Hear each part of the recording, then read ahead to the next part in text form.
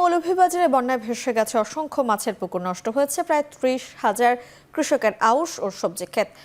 কৃষি বিভাগ বলছে টাকার অঙ্কে ক্ষয়ক্ষতির পরিমাণ ৯৫ কোটি টাকার উপরে। ক্ষতিগ্রস্ত এলাকা থেকে আরো জানিয়েছেন এম.এ. হামিদ।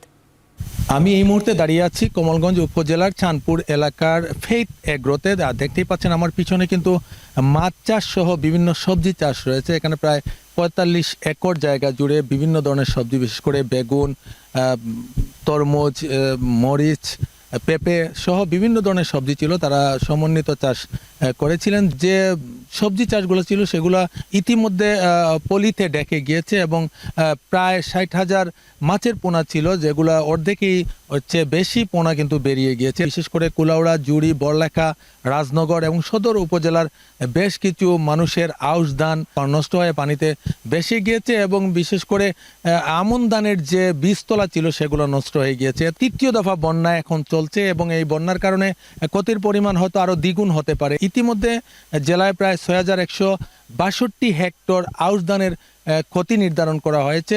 মোট টাকার পরিমাণ যদি বলি সেটা হচ্ছে ৯৫,৫,০০,০০০ টাকা। এবং মৎস্য অফিসারের সাথে কথা বলেছিলাম, তিনি আমাকে জানিয়েছেন যে টোটাল ক্ষতি মিলিয়ে কৃষির মৌলভীবাজারে ক্ষতি হয়েছে ১০০,৩০,০০,০০০ টাকার উপরে। এই ছিল আমার কাছে মৌলভীবাজার থেকে কৃষি এবং সবজি নিয়ে ক্ষতিগ্রস্তদের সর্বশেষ অবস্থা।